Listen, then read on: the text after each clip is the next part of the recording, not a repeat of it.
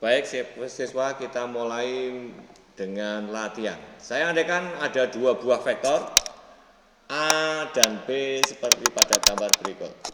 Masing-masing A panjangnya 5 cm dan B 4 cm membentuk sudut 120 derajat. Pertama, lukislah penjumlahan vektor A ditambah B. Kemudian yang kedua, tentukan besar vektor A plus B. Kemudian yang ketiga, tentukan arahnya vektor A plus B. Oke. Saya beri waktu 5 menit untuk mencoba mengerjakan. Silahkan. Juga akan membuatnya. Nah. Caranya menggambar masih sama seperti kemarin-kemarin. Vektor A digambar dulu di bawah, panjangnya 5 cm sekalian, karena yang mudah ke arah horizontal.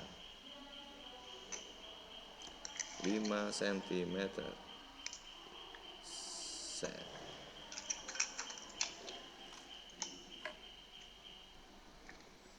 Ini vektor A. Kemudian vektor B membentuk sudut 120 derajat. 120 derajat dulu.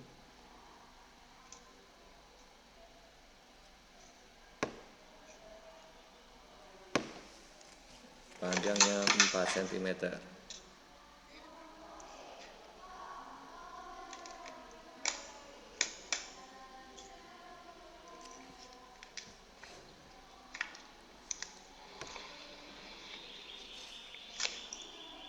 Nah, makanya A ditambah B. Caranya menggambarkan adalah sebagai berikut supaya gampang. Ini B-nya diletakkan kayak gitu. Kemudian letakkan penggaris 2 di sini. Maaf, penggaris 2-nya. Penggaris 2-nya letakkan di sini. Terus garis 1 dilepas, geser, set, geser, set ke sana. Ini mestinya sama persis dengan yang tadi. Panjangnya dibuat sama-sama 4 cm. Oke. Ini juga vektor B. Oh, jadi vektor A ditambah B adalah itu dia di sini. Inilah A ditambah B vektor. Ini secara gambar. A plus B vektor. Gambarnya kayak gini. Nah, semudah itu. Nah, permasalahannya sekarang bagaimana ngitungnya? Ngitungnya adalah ini 120 derajat itu yang itu, sehingga di sininya adalah 60 derajat. Balik lagi ke persamaan kemarin, diperoleh, nah, persamaan kemarin mana nih? Diperoleh persamaannya adalah pakai ini. Nih. Berarti R kuadrat sama dengan, kita masukin R atau F1 tambah F2 atau A tambah B sama dengan, kita sebut saja C vektor. Berarti C kuadrat, sini. C kuadrat sama dengan F1 kuadrat tambah F2 kuadrat. Berarti di sini A kuadrat tambah B kuadrat. Kemudian ditambah 2 kali A kali B kali kosinus Di sini 60 itu sudut apit. Di sini sudut apitnya 120. Sudut apit. Yang ini ataupun juga yang ini. Namanya sudut apit. Kosinus 120 derajat. Berapakah kosinus 120? Nah, ini masalah lagi. Kosinus 120 sama dengan kosinus 180 derajat minus 60 derajat. Oh, yang ini berarti di kuadran 2 karena 180 minus artinya di kuadran 2. Kalau di kuadran 2. Di kuadran 2 berarti miliknya sinus. Kalau ditanyakan cos berarti bernilai negatif. Berarti minus kosinus yang dipakai adalah bagian 60 derajatnya. Iya. Berarti kosinus 120 sama dengan min kosinus 60. Kosinus 60 berapa? Kosinus 60 bernilai setengah. Berarti hasilnya minus setengah. Oh, berarti ini sama dengan min setengah. Kita masukin nilainya. Sama dengan A-nya 5 cm kuadrat tambah 4 cm kuadrat ditambah 2 kali 5 kali 4 kali min setengah. Jangan lupa perkalian dengan minus harus dikurung supaya kamu tidak salah ngitung. Hasilnya 25 tambah 16 ditambah setengahnya coret-coret dengan setengah yang di sini. Oh, hasilnya berarti negatif. Negatif 20. Sama dengan 31. Ya.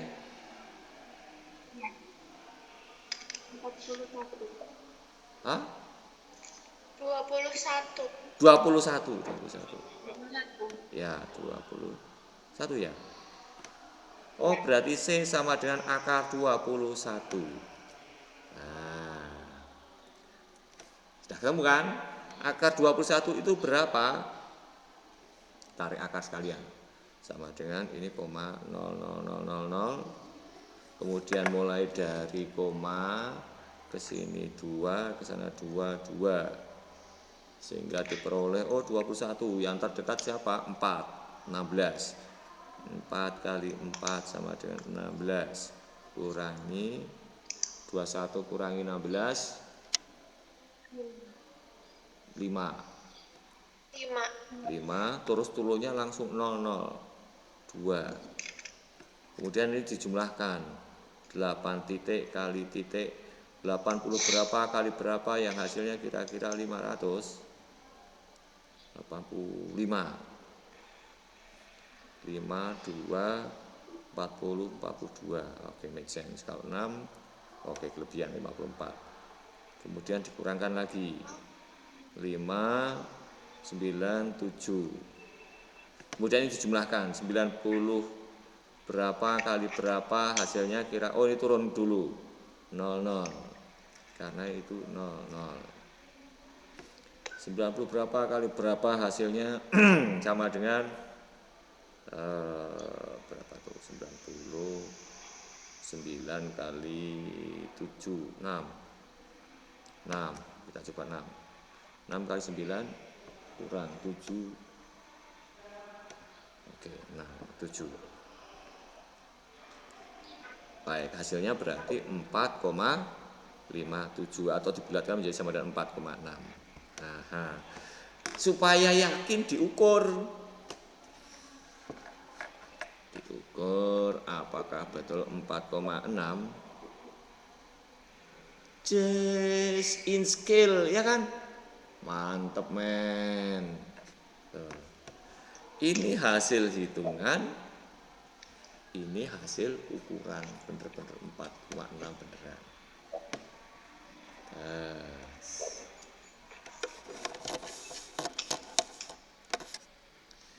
Ini baru ketemu berapa besarnya. Nah, sekarang bagaimana menentukan arahnya?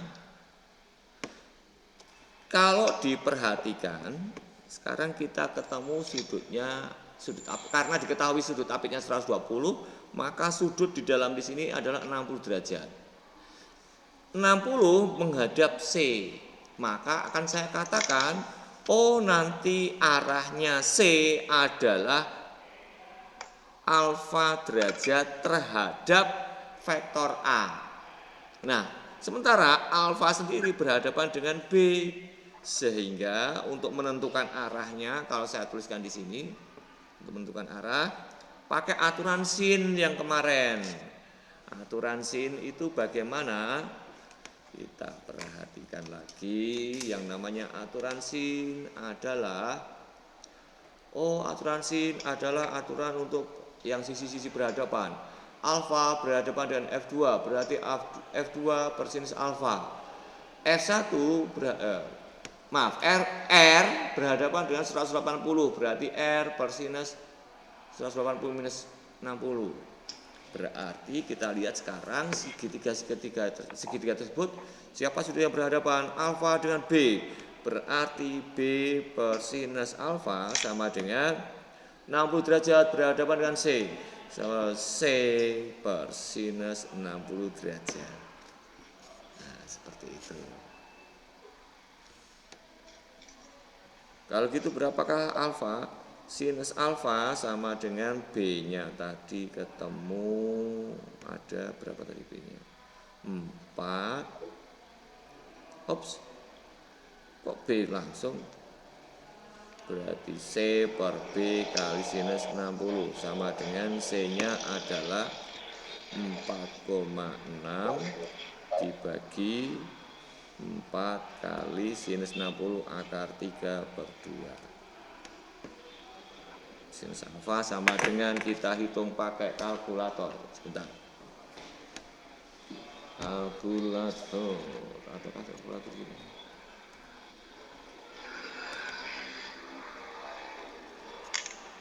Standard. Scientific. Oke, geometri. Perkaliannya dulu. 4,6 loh, 4,6 dibagi 4 dikali akar 3 akar 3. Aduh, bahasanya salah. Dibagi 3 akar.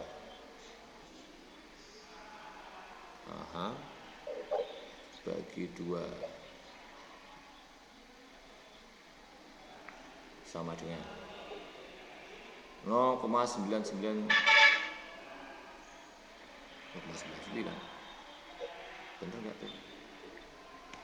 4,6 bagi 4 kali akar 3 dibagi 2. 8. Wah, 0,99 1 sebab. Bentar, saya ganti lagi bahasanya, kayaknya nggak enak nih. Diulang, mulai dari akar 3 dulu. Akar 3 dikali 4,6 dibagi 8 sama dengan kayak gitu ya, sama dengan, tetap segitu. Adakah yang salah? Pak, izin Pak, Ya. Pak. Itu bukannya sin alfa sama dengan B kali sin beta per C ya Pak? Astagfirullahaladzim, iya kebalik, pantas salah terus. Aduh, kenapa kamu terlambat nih ngoreksinya nih? Ini baru masuk akal sekarang. Iya Pak. Saya ulangi. Berarti berarti 4 dibagi akar 3 dulu. Karena akar 3 paling enggak enak. Akar 3 lu 3 di akar, bahasanya lucu juga komputer. Kali 4 dibagi 2 bagi 4,6 sama dengan tara. Haha, baru masuk akal. 0,7531. Sekarang kemudian diaksinkan. Goniometri sin berarti ini dari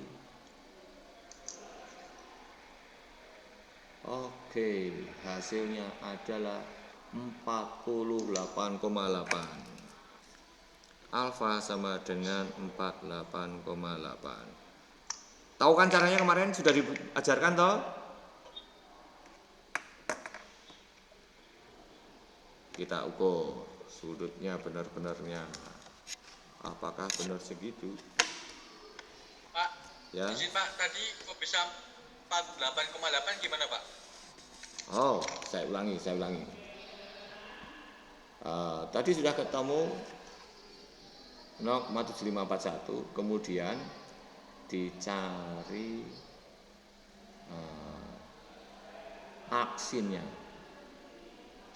Aksin dari 0, aduh ini bahasanya bahasa Fortran, berarti ini ditulis saja dulu 7531, kemudian trigonometri sinus, kalau kebalikannya berarti sinus pangkat min 1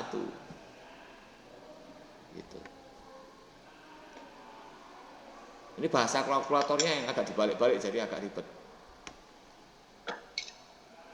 kayak gitu. Nanti hitungnya pakai kalkulator ya Pak? Tidak Aduh, bisa manual ya Pak? Enggak, kalau siswa cukup dengan menuliskannya berarti alfa sama dengan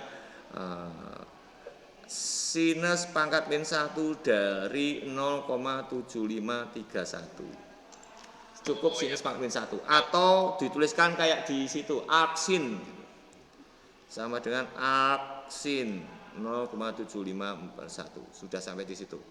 Kita pakai angka kayak gini supaya bisa kita buktikan untuk diukur beneran. Kalau kamu gambar bener pasti hasilnya juga akan bener, ya kan? 50 kurang sedikit karena hasilnya 48,8. Keren kan? Ini saya hanya pengen pamer saja bahwa kalau kita mengukur dengan baik dan benar in scale, maka hasilnya pun secara hitungan maupun secara diukur beneran itu hasilnya sama.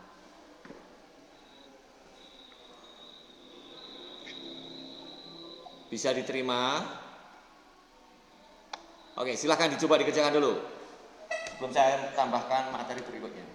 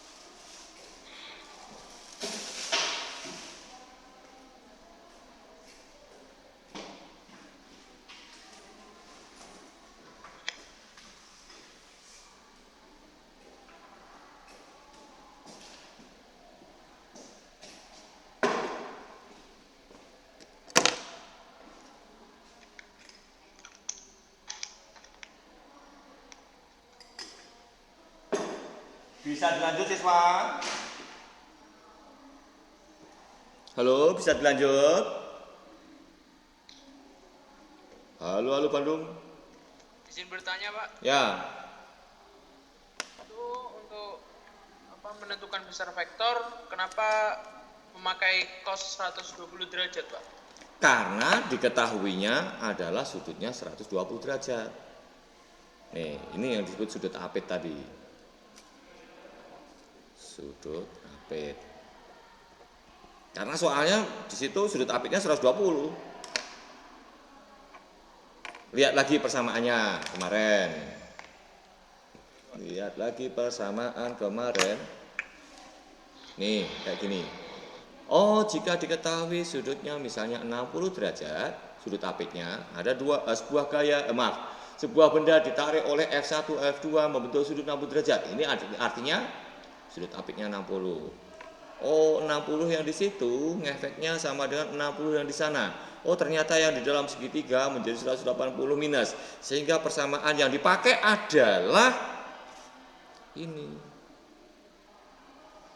Nah, resultan R sama dengan F1 tambah F2 tambah.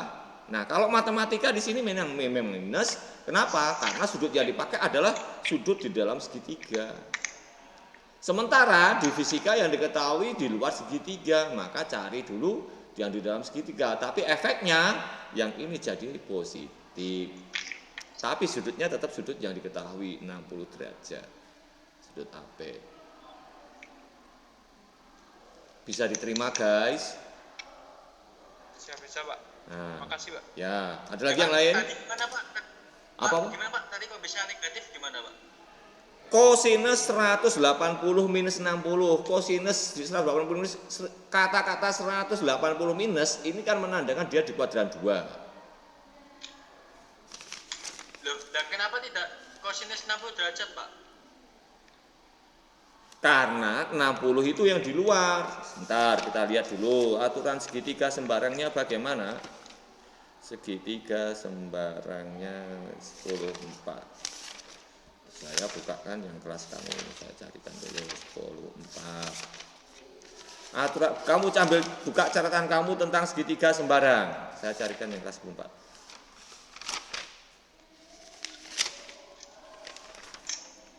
5 2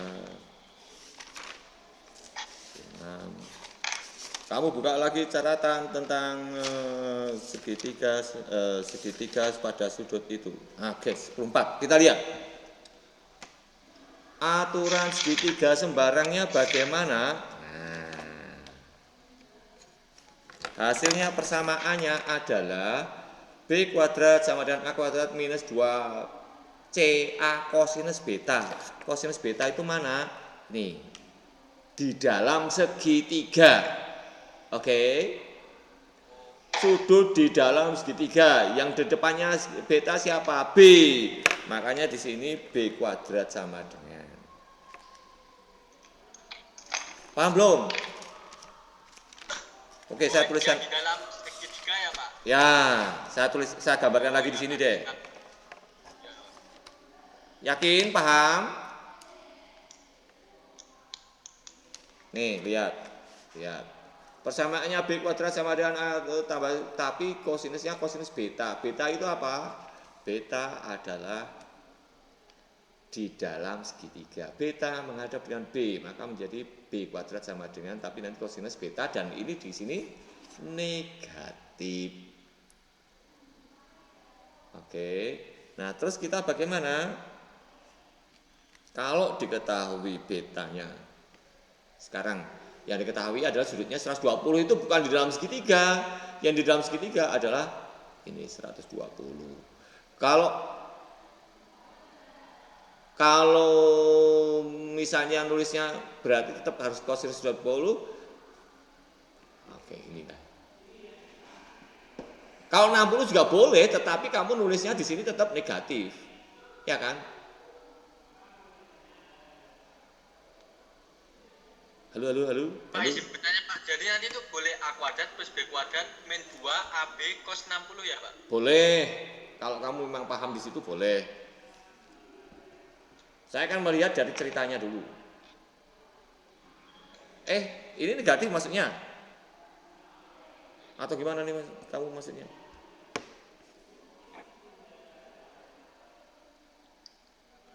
Jadi dilihat, kalau matematikanya memang minus 2AB cos 60 karena sudut yang dipakai yang di dalam segitiga. Sementara di fisika di sini plus karena yang dipakai sudutnya 120 adalah sudut apit. 120 sudut apit. Jadi kalau sudut apit plus, kalau sudut di dalam segitiga min. Itu memang matematikanya kayak gitu.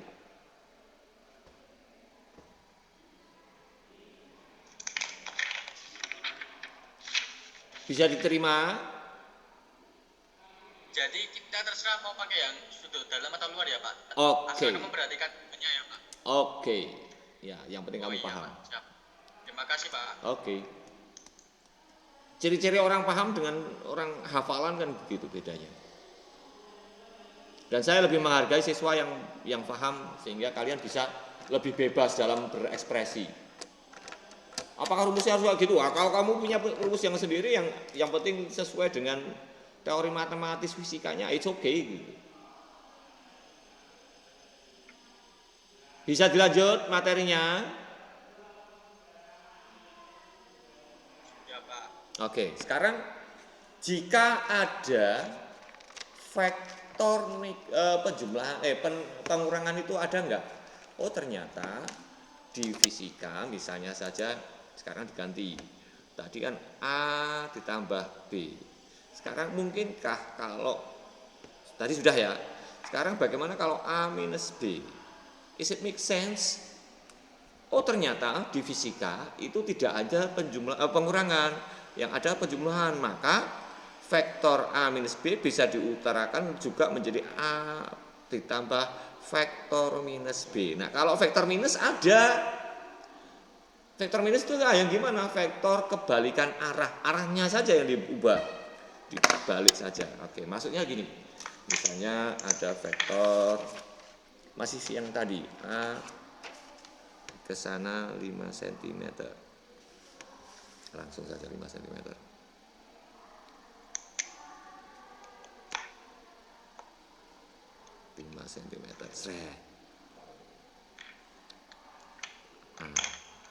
Kemudian vektor B membentuk sudut 120. 120 ke sana berarti sama dengan tambah ke sini 30 derajat.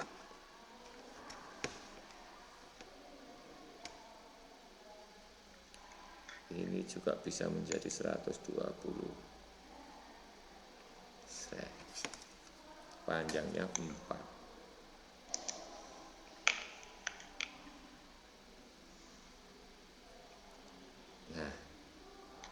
Ini vektor B.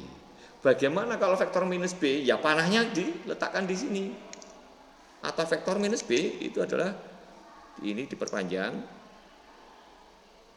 Sret. Nah, arahnya ke sini. Inilah vektor minus B.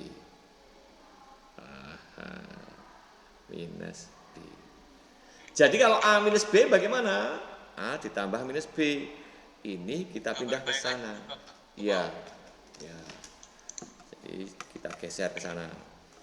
Caranya pasang dulu sret, letakkan di sini sret. Kemudian geser. Aduh, sorry. Lari. Pasang sret, letakkan di sini sret. Tahan, geser, set, jadilah set. Kita perpanjang ke arah sini sebesar sesuai dengan aslinya 4 cm.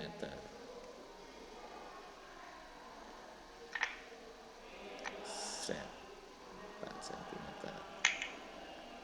Inilah minus B, sehingga hasil vektornya dari awal A, pangkal A sampai ujung minus B. A minus B sama dengan A ditambah vektor minus B. Nah, itu dia. Bagaimana menghitungnya? Nah, sekarang lagi. Tadi diketahui sudutnya yang ini 120 derajat. Otomatis 120 derajat di situ itu kan sama dengan yang di sini. 120 derajat, maka akan sama dengan juga yang di sini 120 derajat. Nah, pakai aturan segitiga punya kamu sekarang oke gitu loh. Oh, kalau sekarang A minus B, aturan segitiganya, ini tadi kan sama dengan C kan? Sama dengan C, berarti aturan segitiganya C kuadrat sama dengan, ini sudah di dalam segitiga, berarti A kuadrat tambah B kuadrat min 2AB kosinus 120 derajat. Berapa kosinus 120? Min cos 60, sehingga hasilnya sama dengan A kuadrat tambah B kuadrat min kali min jadilah plus 2AB kosinus 60 derajat. Tuh, bingung nggak? Kalau kamu sekarang pakai jadilah kayak gitu. Makanya di fisika itu jangan dihafal, pahami. Oh, yang penting gimana sih ceritanya? Segitiga. Aturan segitiganya gimana? Itu yang paling penting. Selanjutnya tinggal menghitung. Tadi ini panjangnya 5, ini panjangnya 4, maka bisa dihajar menjadi sama dengan 5 kuadrat tambah 4 kuadrat ditambah 2 kali 5 kali 4 kali kosinus 60 tadi berapa ya? Setengah. Sama dengan kita hitung 25 tambah 16 tambah 20 sama dengan 51. Ini C kuadrat. Berarti C sama dengan akar 51. 51 akar. Sekarang boleh pakai kalkulator. Akar 51. C 51 di akar set 7,14. Coba diukur 7,14 berarti 7, aduh, kok salah?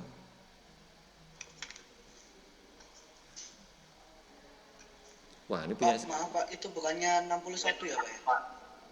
Hah? 61. 61? C itu sama dengan 61 Pak.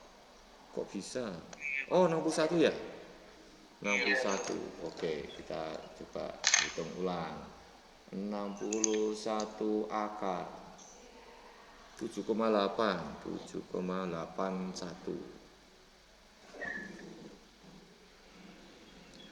Aduh, jadi nggak enak nih kamu menyelamatkan wajahku. Baru sekarang bener.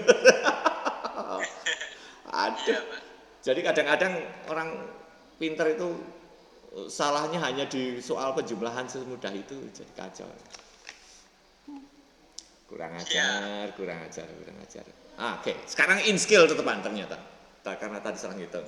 Penjumlahan. Waduh. Katrok bener nih. Oke, any problem please? Any question please? Sekarang pengurangan vektor. Kalau perlu nanti sambil sampai pada perkalian vektor. Mungkin enggak?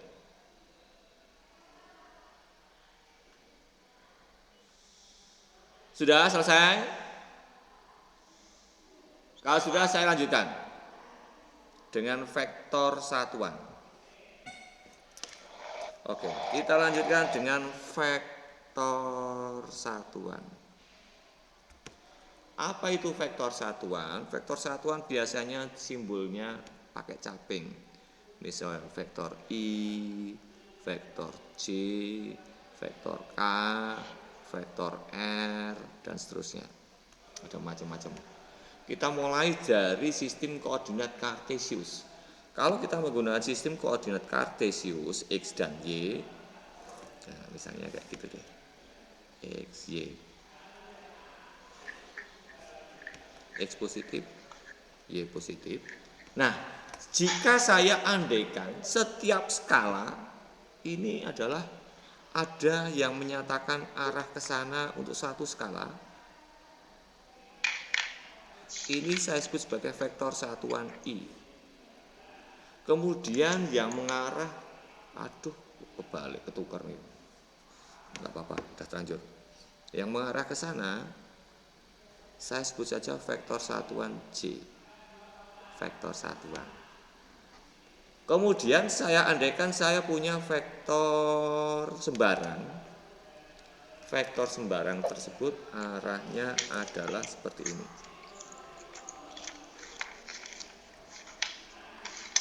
Sembarang, namanya saja sembarang. 1, 2, 3, 4, 5, 6. 1, 2, 3, 4, 5. Set.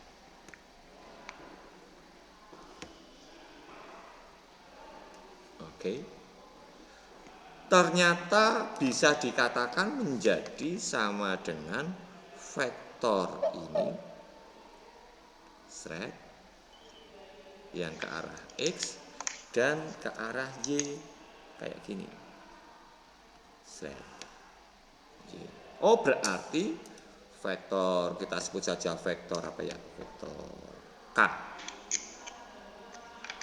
Vektor K ini bisa dituliskan menjadi sama dengan K vektor sama dengan 1, 2, 3, 4, 5, 6. 6 langkah ke arah sumbu X ditambah dengan 1, 2, 3, 4, 5. 5 langkah ke arah sumbu Y.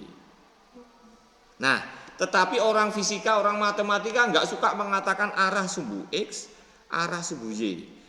Arah sumbu X ini disimbolkan menjadi I vektor satuan dan ini menjadi J vektor satuan, sehingga vektor K dituliskan menjadi sama dengan 6I plus 5J vektor satuan. Semudah itu. Nah, saya andaikan sekarang ada vektor lagi yang lain supaya lebih paham lagi. Saya andaikan ada vektor KL, L-nya ke sana 2, 1, 2, 3, 4. Sini 4. Set. Vektor L. Diandaikan ada vektor L yang kalau dituliskan ini kan sekarang ke kiri. Oh ya udah, berarti X-nya bernilai negatif. Sehingga 1, 2, 3, 4 saya berikan minus 4I plus 2J. Ya, bagaimana kalau menjumlahkan K ditambah L? K ditambah L bagaimana? Ya, kalau bahasa gambarnya tetap saja L-nya dipindah ke sana. 1, 2, 3, 4 berarti dari sini 1, 2, 3, 4, 1, 2. Ini adalah vektor L-nya di sana. Set. Ini secara gambar, ini vektor L dan hasil totalnya adalah dari pangkal awal sampai akhir. Ini adalah K plus L vektor. Kalau matematis perhitungannya bagaimana? Lebih mudah lagi. Kita gambarkan saja K vektor sama dengan 6I tambah 5J. L-nya min 4I plus 2J. Langsung jumlahkan, I ketemu I, J ketemu J, sehingga diperoleh hasilnya sama dengan 2I plus 7J. Oh, berarti pasti ke kanan 2, naiknya 1, 2, 3, 4, 5, 6, 7. Semudah itu kalau kita pakai yang disebut vektor satuan. Oh, kalau gitu yang namanya vektor satuan itu apa? Oh, kalau gitu vektor satuan adalah vektor yang bernilai satu satuan yang hanya untuk menyatakan arah tok, arah saja. Mudah kan? Jadi vektor satuan adalah vektor yang bernilai satu satuan yang hanya untuk menyatakan arahnya saja. Saya lingkarin.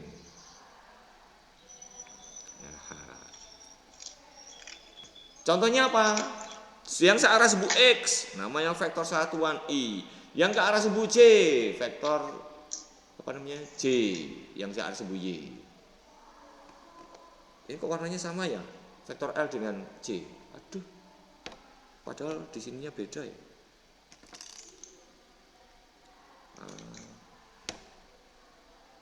Oke. Semudah itu memang. Bahkan hitungannya pakai ini juga mudah. Terus kalau dihitung berapa panjangnya? Nah, panjang vektor K tambah L atau kemudian bisa dikatakan sebagai besarnya, besar K tambah L sama dengan biasanya dikatakan kayak gini. Ini namanya besarnya K tambah L. Tanda mutlak ya sama dengan komponen ini tambah di akar kuadratkan dan itu sama dengan akar kuadrat dan 2 kuadrat tambah 7 kuadrat. Ngambil dari di sini kuadratkan, di sini kuadratkan. Oke, bahasa gambarnya seperti itu. Ini besar vektornya. Jadi kalau kamu hitung akar dari itu sama dengan berapa tuh? 4 tambah 49. 53, akar 53 kita tarik akar 53 di akar sing 7,3 kalau dibulatkan. Ini kalau dihitung apakah betul? Maaf 7,3 satuan ya, bukan senti ya. Nah, ini repot nih. Tapi kalau ini setiap skala 1,5 senti berarti 7,3 lebih sedikit. Oke, that make sense. 3,5 lebih sedikit. Seperti itu dan semudah itu. Jadi memang fisika zaman sekarang itu mudah. Satuan, jangan lupa satuan. Ada satuannya. Sampai di sini apakah bisa diterima siswa? Kalau sudah maka saya anggap sudah selesai. Kita cukupkan sekian dulu. Sampai jumpa di pertemuan berikutnya. Terima kasih.